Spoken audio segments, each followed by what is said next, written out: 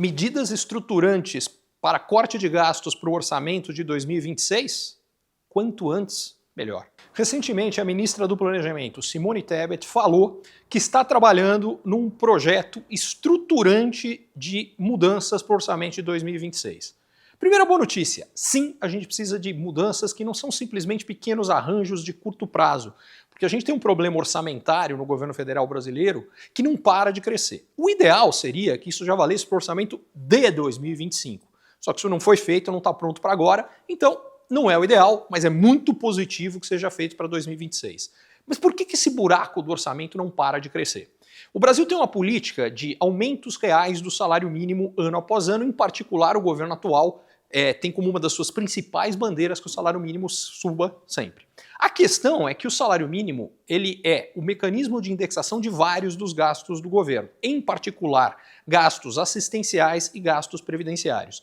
Cada vez que ele sobe o salário mínimo acima da inflação, os gastos do governo sobem acima do que o governo arrecada. Lembrando que já para o orçamento de 2025 tem que ter um corte no orçamento para que a meta de 2025, que é de um orçamento equilibrado, possa vir a acontecer. Para 2026 esse buraco fica ainda maior. Então, se de fato não houver mudanças que são estruturais e não apenas pequenos ajustes, como é que a gente fica com o orçamento? Todo santo ano, isso não vem desse governo, já vem de antes, o que acontece é que o governo vai cortando os investimentos públicos porque o que é o gasto corrente, que é o gasto só para manter a máquina funcionando, fica cada vez maior.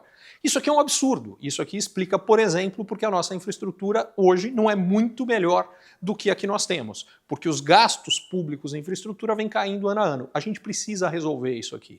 E olha que eu nem falei de alguns outros buracos tão grandes ou maiores do que o que eu disse do salário mínimo, como, por exemplo, a questão demográfica na Previdência, onde proporcionalmente a quantidade de pessoas empregadas no Brasil vai diminuindo e a quantidade de pessoas aposentadas vai aumentando. Menos gente contribuindo para a Previdência, mais gente recebendo benefícios da Previdência, essa conta também não fecha. Moral da história, a gente precisa pegar soluções que sejam permanentes, porque para continuar ano a ano tentando resolver isso na faca, o resultado prático, primeiro é qualidade de gastos cada vez pior e com grande frequência a gente não atinge as metas, o que joga contra a credibilidade brasileira, o que reduz a quantidade de investimentos que por sua vez reduz a quantidade de empregos no país.